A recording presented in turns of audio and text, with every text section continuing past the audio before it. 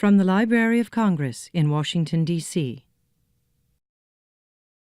I'm very pleased to introduce to you today Nora Ikstena.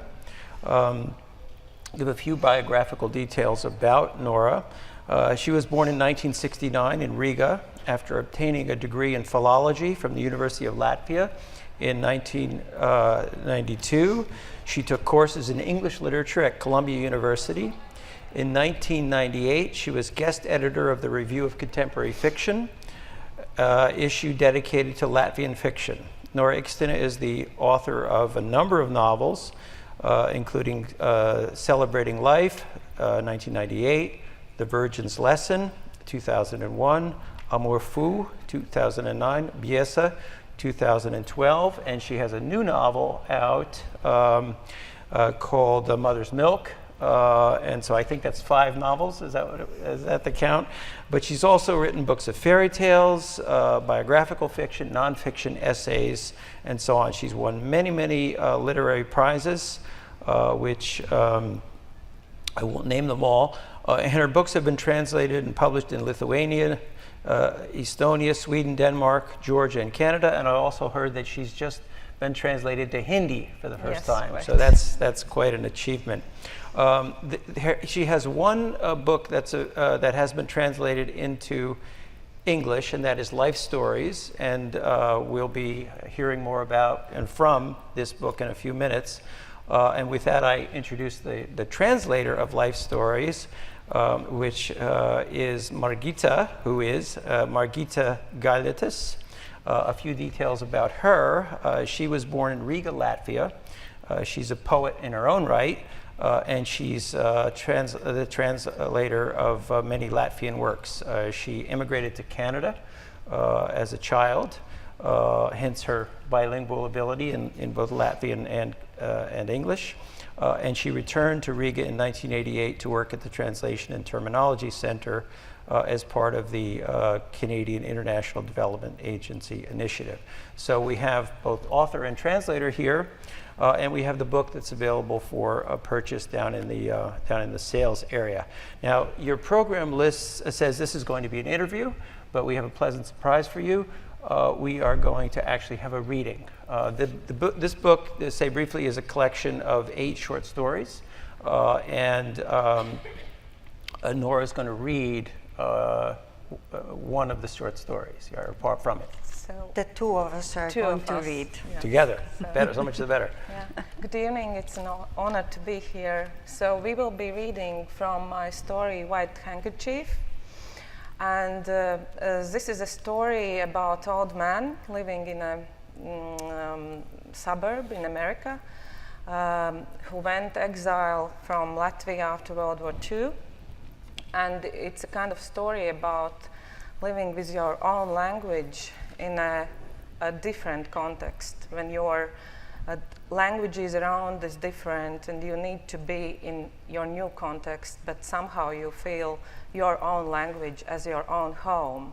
And I think this is a very important case, because I think not only for the writer, for human beings in general, language is the only home. And of course, it's also about the freedom and the cage in the same, as the same thing, like you are feeling yourself in a cage, being trapped in another language, and you feel yourself free being in your thoughts with your own language.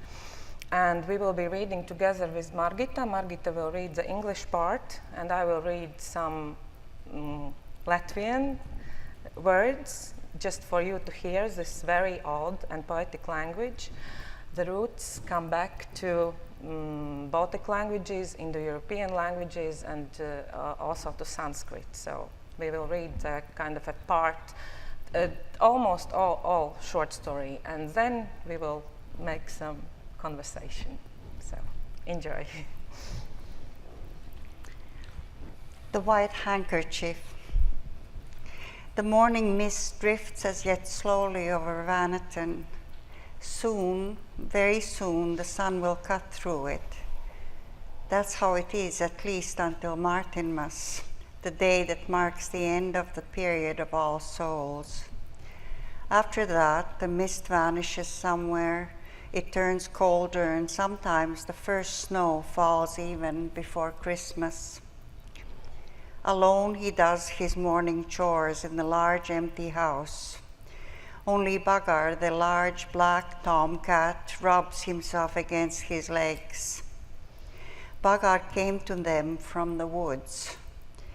In the beginning, he was timid and kept to the machine shop, devouring the food left for him only at night. Then slowly, he grew friendlier until finally he became a regular house cat. Kom, Bagar, kom. He talks to the tomcat in German. Alzheimer's has made his German wife's mind childlike, and she is now in an old folks' home. The home is not far, only about 10 miles from Manhattan. He often drives there, but there's not much sense in his visits. She just sits in her comfortable wheelchair and stares at some distant point. The doctor says that her brain is like a moldering autumn leaf, but the care she gets there is good. He had tried to look after her right here at home, but she fell and broke her hip. It can't be helped. Each of us must carry our own cross to the bitter end. The mornings and evenings are sad. The days he fills in somehow. Now and then his sons visit him. With them, he has to speak English because they've forgotten German. When they were small, his wife tried to teach them German, but as soon as they started to attend American school, the language vanished. He talks in Latvian to himself. No one else in his life has had any use of his Latvian. That's how it's turned out to be. He lost his leg serving in the Latvian Legion. Latvian women didn't want a cripple like him. Klibi kāja, klibiķi, klibi. Klibzaķi, klinkatu, klumburu, kluburu, slēni, klēni. So many words for cripple in Latvian. He found himself a German woman and took her to America. She was very much didn't want to go, but whoever asked her. On the whole, he hates the Germans as much as the Russians. Deep down, he can't rid himself of the feeling. Between them, they made mincemeat of us, his inner voice bluntly tells him. The worst was the first half year in the New York suburb on the other side of the Hudson River. The days spent on those stones with the blacks who hated the whites who with hate turned away from the blacks.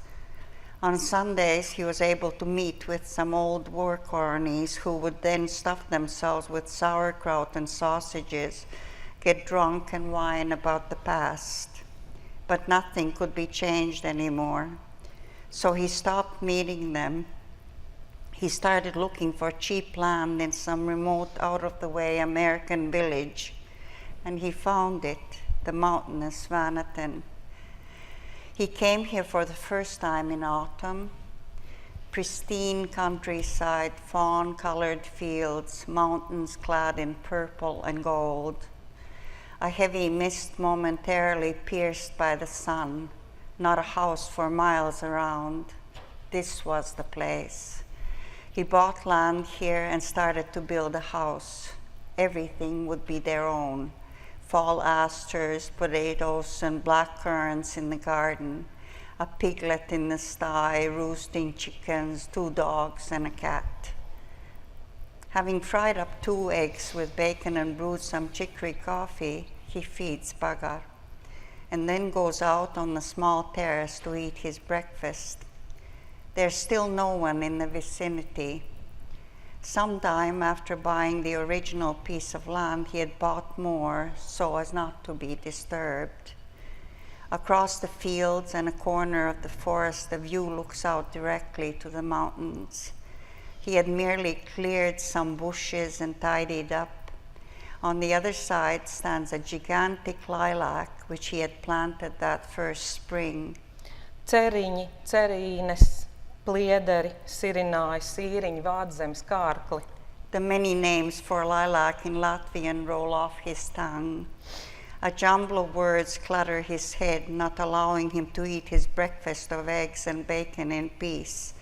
That language has him grabbed by the short hairs, asleep or awake. Later, he was lucky enough to get good work repairing cars. His bosses understood nothing about engines and were ready to pay for golden hands. Later still, he set up a machine shop at home, and they came to him then. From time to time, he had a good luck to buy an antique car, which he repaired to look like new. Now he can, in a given week, drive out with 3 different cars worthy to be museum pieces. They sit right there in the shop. Once on Christmas Day, his wife, wrapped in a cloud of gingerbread wafers, entered the workshop and said in German, "You live under cars." In German, he replied, "I'm coming." He only had to tighten that last screw. He turned the screwdriver while in his head words turned round and round. You live, I live, no, I live. He, she lives, you live, no, we live. I'm coming, he shouted twice in German so that the screw would stop tightening in his head.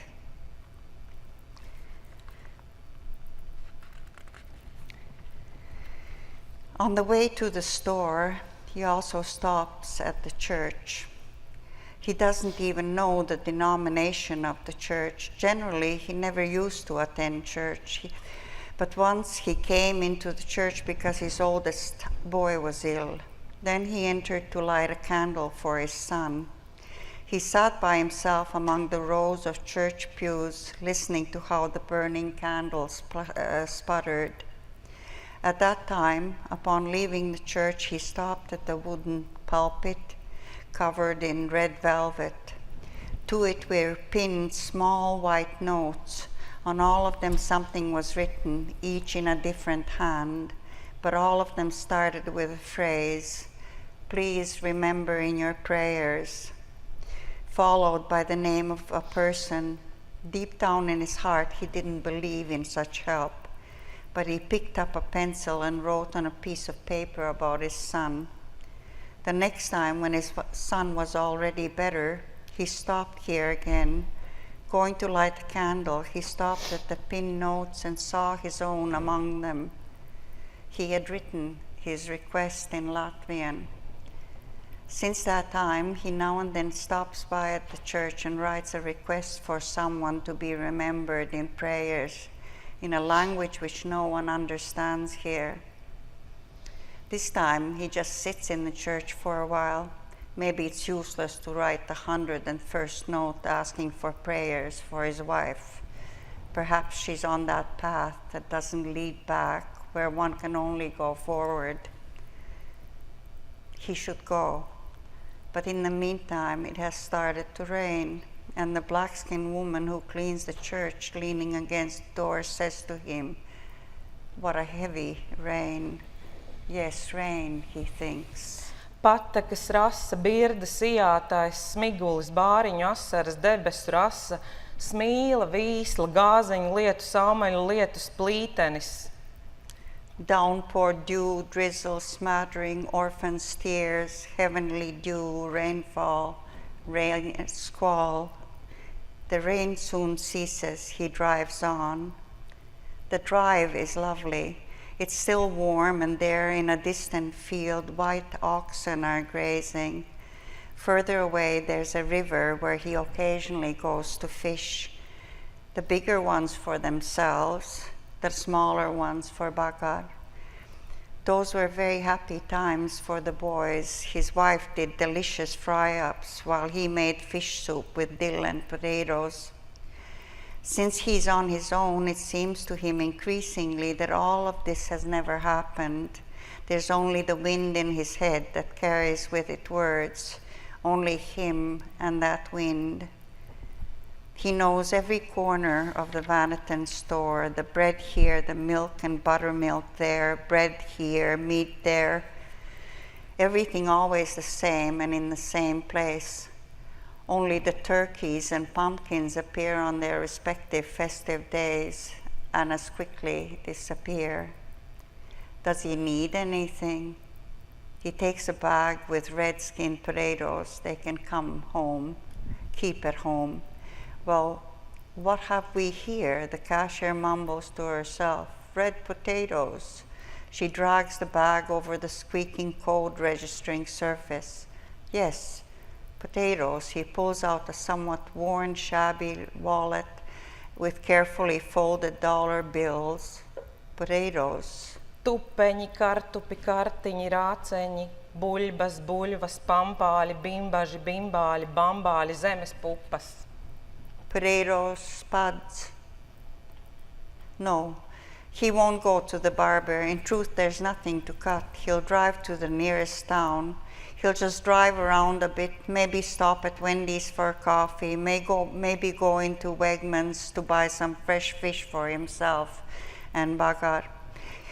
He parks his Dodge at the bus station. The station isn't particularly large, but it's a stop for Greyhound buses en route from New York to and from Buffalo. Sometimes he comes here and sits down on a bench for no particular reason, looks at the young people traveling to and fro. Since he moved from Germany to America, he hasn't traveled anywhere. His wife had invited him to come with her to Germany, saying that he wouldn't be far from his homeland there. But he didn't want to go. Everything was strange and changed there. What had once been lived on in his head, the wind that brought the words, could it really be that there in that place there was anything? In Wegmans, he buys some good fresh fish, a couple of onions, and a bunch of dill. He could drink coffee right here, but the weather is so lovely.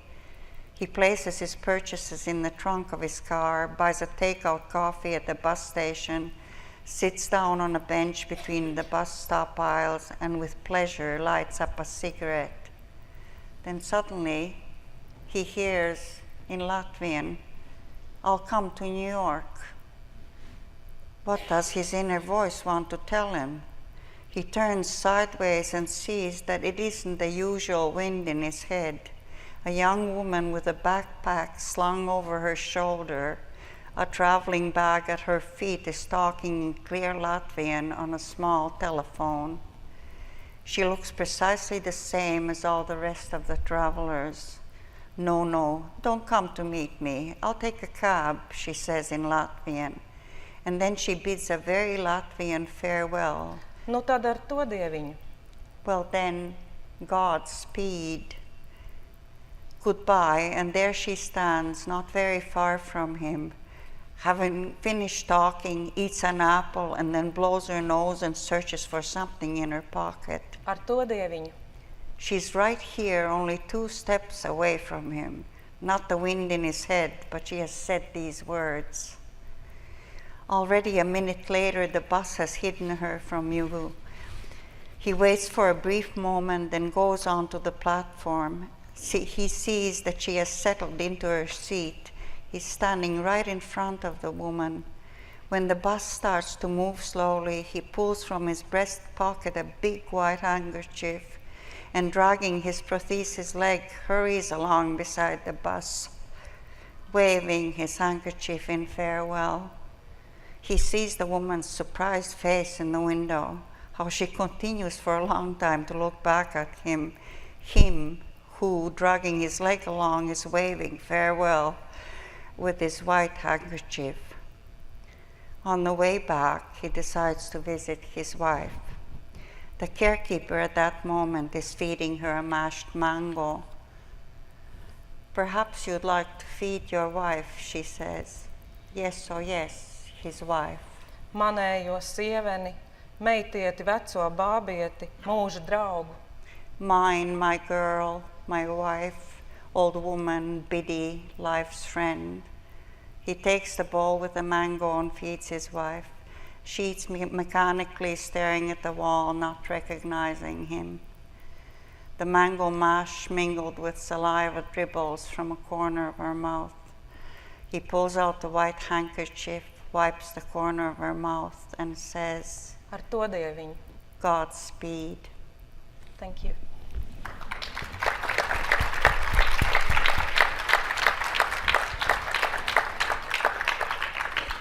Thank you. That was very nice. I'm glad you decided to do that. Get a flavor of your story. Well, there's a lot in that story, so it's hard to know even where to start. But maybe we'll stick with the language, but especially as it relates to the character, to the man. I don't believe you ever actually give his name anywhere. No. Yeah, he's he. Yeah, he's he. He's he. I don't think you ever give his name, but this is a complex character. I mean, he's fought for the Germans basically in World War II, but doesn't have any love for the Germans, and then he doesn't like the Germans or the Russians. Can't really live in Latvia because the Russians would come after him. He's living in the United States. He marries a German woman, so he's living in an English-speaking country. So the language, I guess, is, I mean, and maybe you can elaborate on this. The language is more than just nostalgia. It's what's left of his past. I mean, maybe you could elaborate on that, and then just, I don't know if you like to do this as an author, but talk a little bit about your own experience with the Latvian language, because you've lived at least in two regimes. He lived in several, but you lived in, the old Soviet one, and then the Latvian one, independence, and the meaning of the language must have changed for you as a writer and as a person. Yeah, I should say I think the language is the most amazing thing in this world. And it kind of shows your inner strengths and hidden places, because you are not, as a person you can live in all the circumstances, like all the historical circumstances, all the historical contexts, but your inner voice is in your language. And I'm feeling very close to Latvian language. I know that I will never switch to another language, write in another language. I love English language because it opened me Anglo-Saxon world with all the literature that I can read in original. I love Russian language because I can read also, and I speak fluently Russian. Now I also love Georgian language because my husband is Georgian, and he writes in German. He's a writer too, and in the age of 40, I learned Georgian, which is not easy at all, I should say, because they have their own alphabet, and it's a very, very complicated and difficult language. And I think that the other languages, speaking different languages, it opens your world, it opens you new experiences and everything. But as a writer, you need to stick to your own language, because that's your home, that's when you are feeling yourself very deep. And for Latvian language, so to say, my source when I was looking every time for my writings is Latvian folk songs, because it's a huge poetical world where you can find all the synonymous, as you heard also in this English translation. And I'm very, very happy about my translator, Margita. She's a poet herself too, and I think it's very important, because you cannot be only translator if you translate fiction or poetry. That you somehow in this translation you show also the levels and the depths of this original language. And this is very important for me. So when I was living in New York in 1999 to 2000 and being in Columbia University, time by time I thought maybe I need to start to write in English, because it opens you more, of course, the big audiences and everything, and with the translation it's always very hard. Mm-hmm. But I couldn't imagine to do this, because I feel like that with Latvian language I feel this real depths of thinking, of poetical world. So I feel so free in Latvian language that there is no borders. So when I'm writing now, I don't feel any borders in this language, and that's an amazing feeling. Very good. Did you want to add anything on the Latvian language? Yes, I have two languages, obviously, Latvian and English. And I started writing poetry in Latvian, and it has a totally different, very, I would say, very, very spare haiku type quality, and also a childishness which reflects my Latvian childhood. And then I switched to English, and I basically write in English, my poetry in English, Okay. and have grown up in an English context. But I should say I always dream in Latvian. Yeah, and the thing what I want to add, when you are like, of course, English for me is a language of communication, language of education, and also language of the big literature, but I'm always so afraid to fail in English language.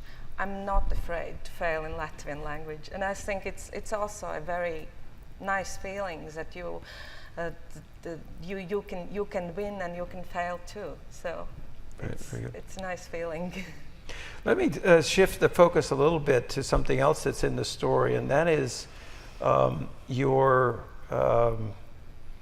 seeming fascination with illness, both mental and physical. Here you have the wife. The man is healthy, although he did lose his leg in the war, but his wife has Alzheimer's. And then in your other New York story, the New York City story, there's a dementia case. The woman, the main character, has dementia, and then you have cancer, and the woman who thinks she has cancer but really doesn't, and so on. Although I shouldn't spoil it for those of you who are going to buy the book. So where did this fascination with? Oh, and I would just say one other thing. It seems to be that illness ties the families together. You have these families, and they are sort of united by caring for each other and so on. Where did this fascination that you have come from? And is this real or is this metaphorical? Maybe say something about that. Yeah, I don't think that it is a fascination about illnesses, but I just think that nevertheless, that the title is Life Stories. So, but I think just there are moments in our lives, like when you are first facing some illness or death or losing your very beloved. So you're having another point of view. So it opens you something what you did not expect, what you didn't know before that. So, and I think it's like in a good drama, you need this turning point. So, and maybe in my stories, these illnesses and maybe this not so positive things are kind of opening the other dimension. So, and I also need to say that in our world, in magazines, in yellow press, you always have this positive thinking, and you need to be positive, and you need to be the perfect. Women need to be perfect, men need to be perfect. So, but it is not like that in real life. So, and I think that's good to understand that we are not perfect. We human beings, we are not perfect. We have our hidden the places, and we are dealing with this, and we are living this wonderful life. So. In spite of the illnesses, in spite of the deaths, in spite of the terror acts, so we live this wonderful life. Yeah, excuse me, I'd like to add to that, because I, having translated all the stories, most of the characters living here were living during the Soviet occupation period, or had actually left Latvia during that. So for me, the illness here is relatively metaphorical, that shows an eroding society.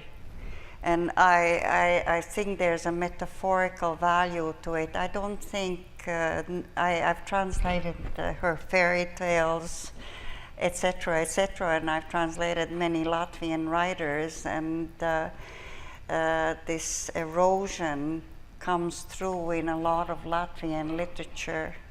And the thing is, when you are writing a story, I don't know about other writers, but I don't think about this symbolical level. Really, I don't think about it, and sometimes I'm very surprised at the end. So when I'm rereading my stories, that it has this some kind of a symbolical level too, because it's that the writing process, as you all know, it's very complicated, and sometimes you don't know what will come at the end. Joyce Carol Oates said today that she always knows what is in the beginning and what is in the end, but she doesn't know what is in the middle. So, and that's how it happens. I think it's pretty similar, this writing process. So just to be clear, so you're saying it is metaphorical, as you said, but that it isn't really intentional. But I like the interpretation. But it isn't intentional. It just happens that way. Yeah, that's sort of how I read it, as metaphorical. And I think if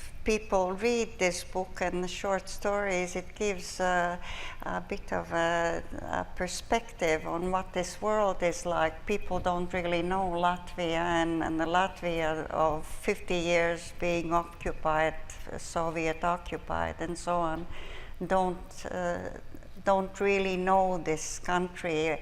And the goodness of traveling literature and translated literature is that it opens the door to different worlds, and perhaps gives us Latvians an opportunity to be known, to have our history and our context known. And I should say that it is a very long and difficult way, actually, also with translations. So, because today, when I was standing in the basement in the book signing, and almost nobody came, so I said to me, "Don't worry, Nora, because before Joyce found his publisher, he had 17 publishers refused Ulysses, so don't worry, this is your first steps in America." So, well, I'm sure, yeah, that will improve. But let me get back to your own autobiography, or your own biography, if I may. You were born in 1969, so you basically came of age. You grew up in the Soviet system. And then really started writing just in the early time of independence.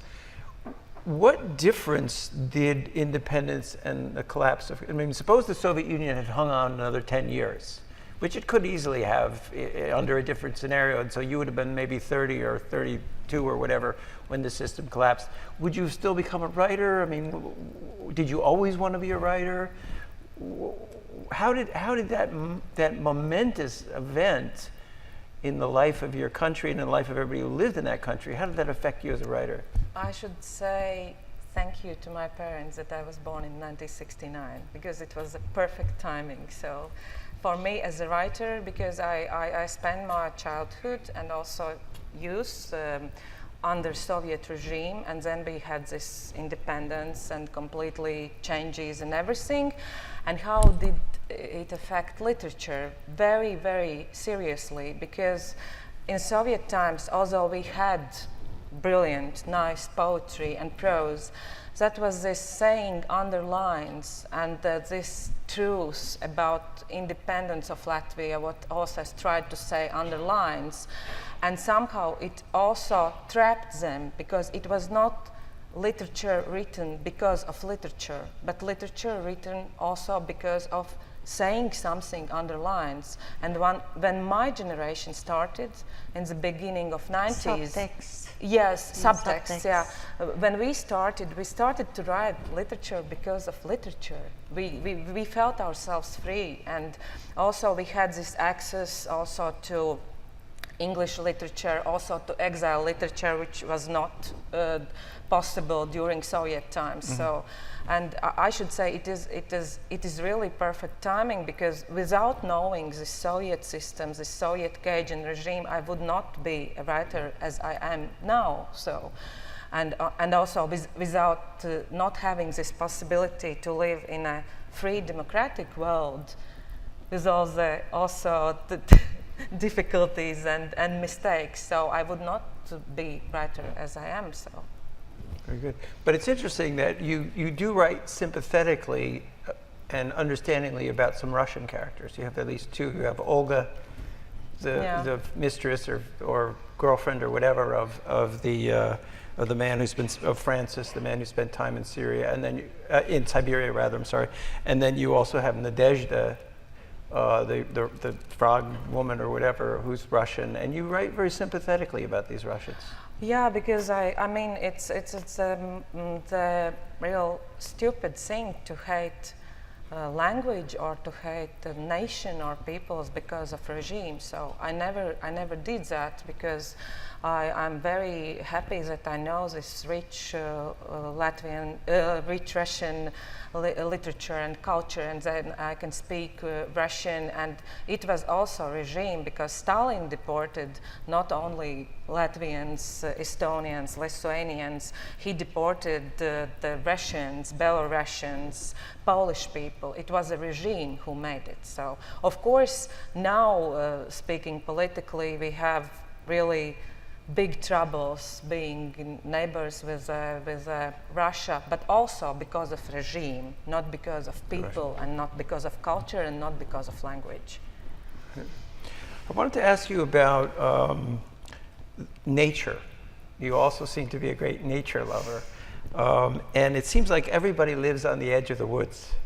Yeah, because I'm a witch. That's true. I'm a witch. And very observant. And this is very, it probably ties in with the fairy tales, yes? Which I haven't read, but you've done several books of those. No, but because, you know, Latvians are crazy about nature, so, and we are mushroom pickers. So we are crazy mushroom pickers. We go to the woods and pick up mushrooms and pick herbs and teas and everything. So, and it's still like this. So it comes from tradition in families. But I feel in nature. I feel myself that everything is opening, and so very close to nature, really. That's very nice. We're actually, minutes. yeah, sorry, we're getting involved here. Are there questions from the audience? I wanted to make sure we have a chance to get questions in. Anybody else? Yes, please. Well, first of all, I'd like to thank you for bringing Latvian literature to the United States in translation. I think it's a rich opportunity for those of us who know a little bit about the Baltics to see the inner life and a bit of the Baltics. And the story that you read this evening, and I think some of the other stories in your book relate very much to the idea of identity. And I know that the idea of identity in Latvia right now is very fraught. And as you touched upon the Russian identity, the Latvian identity, previously, the Hanseatic identities that you have, and I think it's a rich vein to mine in terms of what is it to be a Latvian. And I'm wondering if you could touch upon that in how you approach it in your writing. We are being the small nation. We have this, I think, the bad things that we are always telling that we are a small nation and we are struggling about our identity and so and so and so. But look, we are still here, about 2 million. We are speaking Latvian. We are in EU. We are modern society, and I think that's how it goes. And being Latvian feels like, I don't know, being English, being German, being Finnish. So I think it's a very interesting place to live, actually. So because you are coming from small nation, you have to be very open. You have to learn many languages. You have to read many literatures, and it just it opens you up, and you are becoming richer and richer. So. Other questions? Yes, I had a question about the story and about the encounter between the unnamed man and the Latvian woman speaking on the telephone. I was wondering, as you were reading, whether the man was going to strike up a conversation with the woman on the phone, and that's not what happened. Could you talk about that part of the story? I didn't get. He sees her it's not on the phone. He sees her at the bus station. Yes. He sees her at the bus station, and he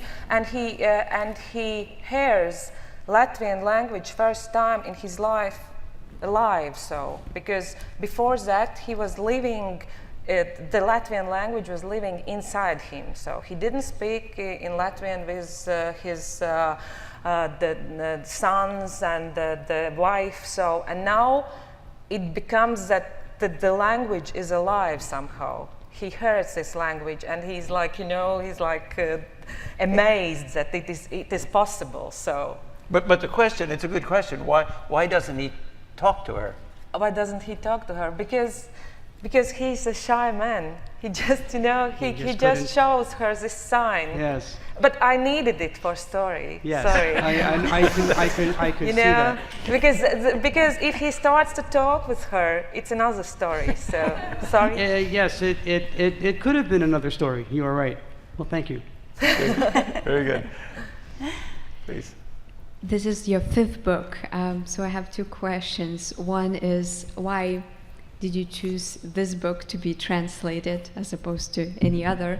And second question is, what are your other books about? Yeah, so actually I didn't, it was like, I had my first novel, Celebration of Life, which was a kind of a national bestseller, and then I had many translations, but not into English. But when we started to work together with Margita, so she said that short stories, although it's very hard to publish short stories, its novel is always easier. So she said that she liked this book very much, and that's how it went. But now I'm expecting in 2017 my latest novel, Mother's Milk, published by a very good publishing house in London, Pyrene Press. So, and Margita already did the translation. So that will be my second book in English. But my other books, so it's celebration of life, life stories, Mother's Milk.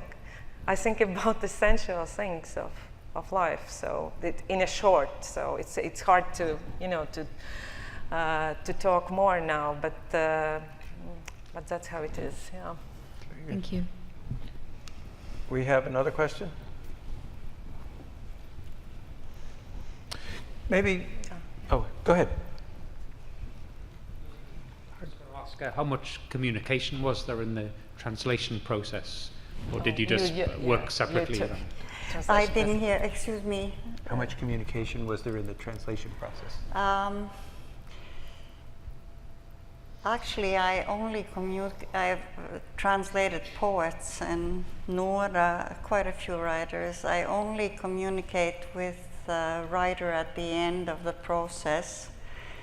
And odd as it may sound, I try initially to find the music of the book, because even prose has a certain music and a voice and so on.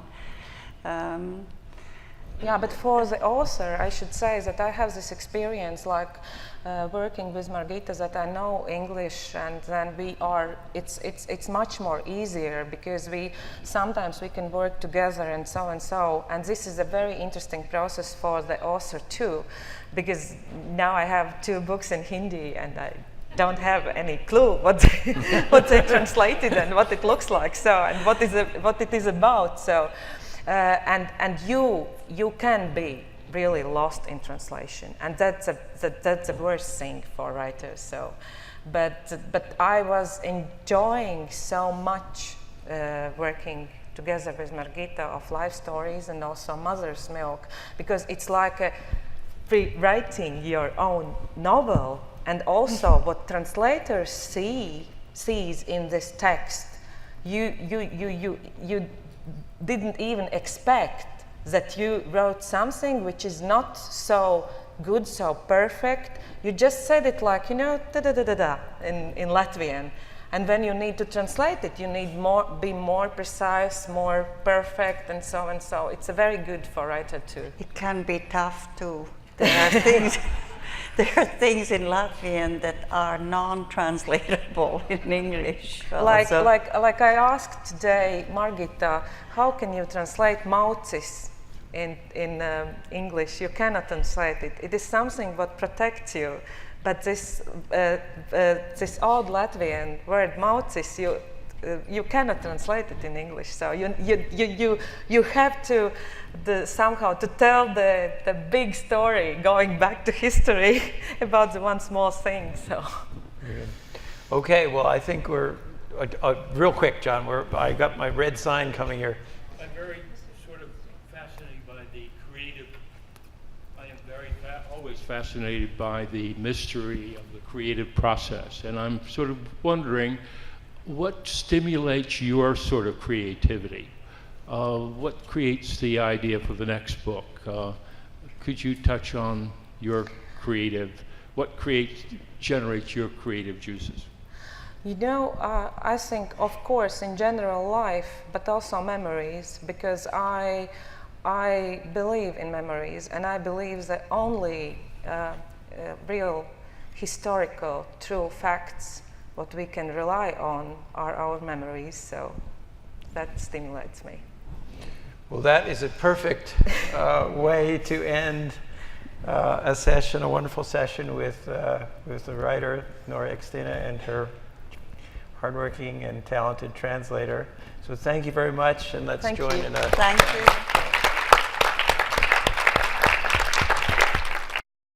This has been a presentation of the Library of Congress.